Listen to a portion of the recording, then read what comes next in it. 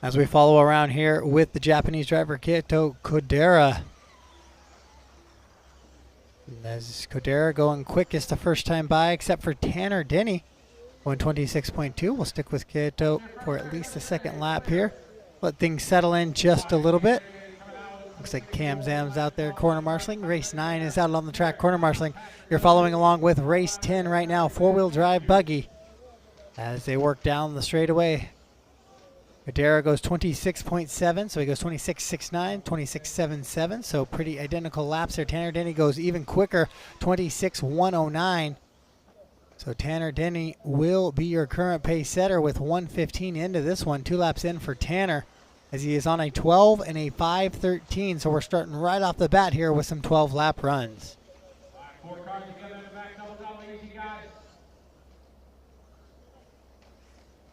It could be an indication the track is getting faster despite the fact that it's had thousands of additional laps on it. Perhaps the driver's just starting to figure it out. Tanner Denney may be putting in a better run than what we've seen from him so far. But yeah, but a third mistake lap was there. Not good. Yeah. So Kodera goes back to the top spot, fast lap of the race, 25.898. As we follow around with Tanner here. Oh, big air landing flat there, taking that tabletop way deep in there, and then another tumble and mistake in Tanner Denney's run here. So Tanner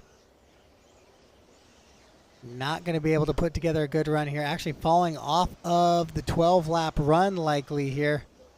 So Kodera back to the top spot, the young Japanese driver, 12 and a 5:15. Ray Munday out of Australia goes to the 2. Now Patrick Hofer to the 2. So Kodera, car number 9, continues to be your pace setter now. Patrick Hofer in the 2, best lap for his race last time by, 25.957.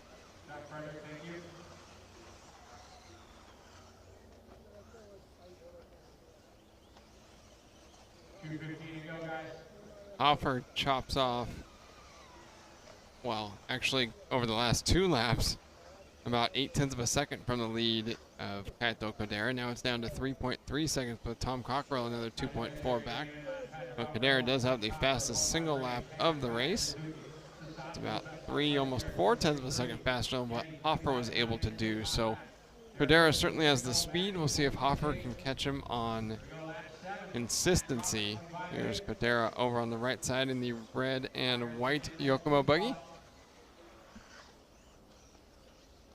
Sorry, this is Tom Cockerill, a different car altogether. Cockerill running a Yokomo car. I believe they have rather similar paint jobs. Hofer, Cockerill, Denney, Munday, top 5. Hofer with a new personal best, 25.849, as he's closed the gap to 2.4 seconds, chopping off another 0.7 from Kodera's lead. Kodera, last couple of laps, has been mistake-free, but a bit slower with the lap times like those. Another 26.1 from Kodera. We'll see if Hofer can close the gap even further. Here is Kodera, actually. Not red and white at all. He's driving a blue and orange Yokomo buggy. Yeah, 12 and a 5:15, 4 seconds quicker than Hofer, the Swiss driver out there right now as they go through the elevated switchbacks. Working up the escalator and back down right now goes Kodera with 35 seconds to go. A good run here for the young Japanese driver. And unfortunately, Hofer on that last lap giving back 0.3 of a second, and the gap had reached back up to 2.4. But a 25.571 new personal best from Hofer makes up over a second on that lap. The gap less than 1.4 with 20 seconds remaining.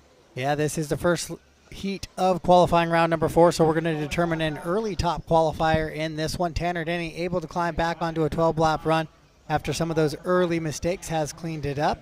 But Kodera comes across 26.6 this time. So we'll watch what Patrick does as he goes 26 flat. So the gap now to 0.7 of a second between the Japanese and Swiss drivers up at the top of this one. 12 and a 5:16 for Kaito and 12 and a 5:17 for Patrick. 0.7 of a second separate them as we get into the final lap here. So the race clock has expired. Kodera comes down the straightaway, ends on a 26.567, and it depends on what Patrick's going to do here. He goes 26.679, so it will go The TQ on a 12 and a 5:16.870 goes to Kaito Kodera. And Denney with a strong finish, 25.6 with 2 laps left to go was a personal best for him, and then backed up with a 25.987 as he shuts off his 4th round qualifying time at a 12.